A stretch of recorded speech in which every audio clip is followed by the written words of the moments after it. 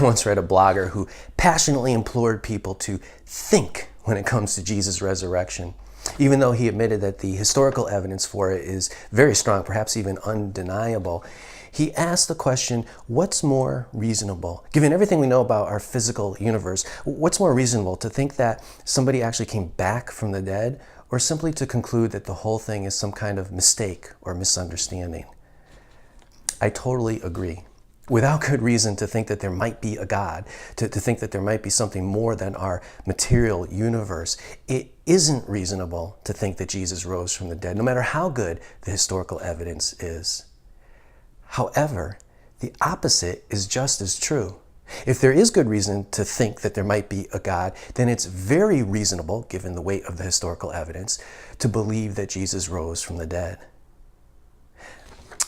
From advances in astrophysics and molecular biology over the past 45 years or so, to the revival of some of the classic philosophical proofs for God's existence, the logic and evidence today weigh very heavily in favor of there being some kind of rational, uncreated creator. While I don't have time in a short blog to go into all that evidence, I do want to highlight one small piece of it, which in particular has frustrated some of today's most prominent atheists, and that is the reality of human consciousness.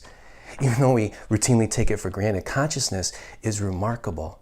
Not only are we aware of certain realities, like the smell of coffee brewing in the other room, but we're aware of our awareness of those realities, and we're aware that our awareness of those realities may differ from other people's awareness of them, like the person who has their door shut and may not smell, in another room, and may not smell the coffee brewing.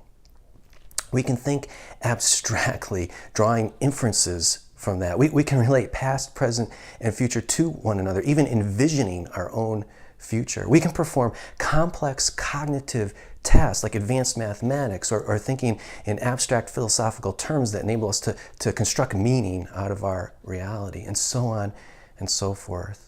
To date, scientists are completely at a loss to explain how these purely physical, electrochemical brain events can produce such phenomena. In fact, physicist Gerald Schroeder puts it starkly. This is what he says: "There is no essential difference in the ultimate physical constituents of a heap of sand and the brain of an Einstein."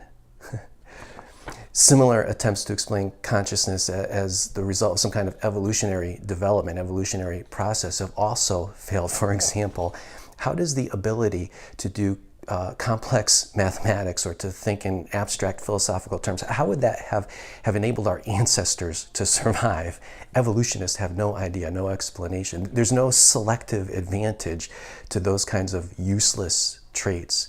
When asked how consciousness has developed, given that reality of natural selection, that they're useless traits, very well-known, prominent evolutionary psychologist Steven Pinker has replied by saying, "Beats the heck out of me." The only thing he can offer or suggest is that it's somehow gratuitous, an unnecessary chance byproduct of other traits that were useful during the process of natural selection, which is kind of a tortured and desperate answer. The prominent atheist Richard Dawkins, the most prominent of the new atheists, also happens to be an expert at evolutionary biology, and he also acknowledges the problem. He acknowledges that there is no real good explanation for how consciousness came to be. He admits that to him it's a mystery.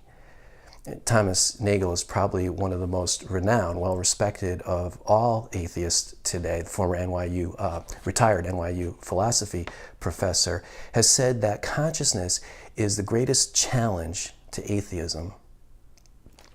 So when it comes to Jesus' resurrection, by all means, think.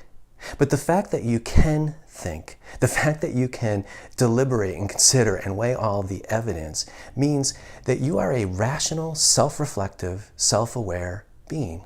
You have consciousness.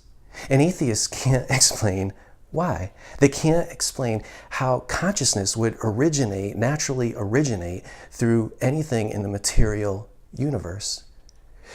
That means, therefore, that it must have originated from something or someone beyond the material universe, from a supernatural source, a supernatural intelligence who has created rational beings for some kind of purpose. The phenomena of consciousness, along with the other things I alluded to earlier, create a strong case for there being a God, a high probability that there is some kind of a God. And given the strength of the historical evidence for Jesus' resurrection, that means that the most reasonable thing a thinking person can conclude is that Jesus actually rose from the dead. And if Jesus is risen, that means that God created you for some reason, for the ultimate purpose of life with Him. Your life has supreme meaning. You have eternal significance.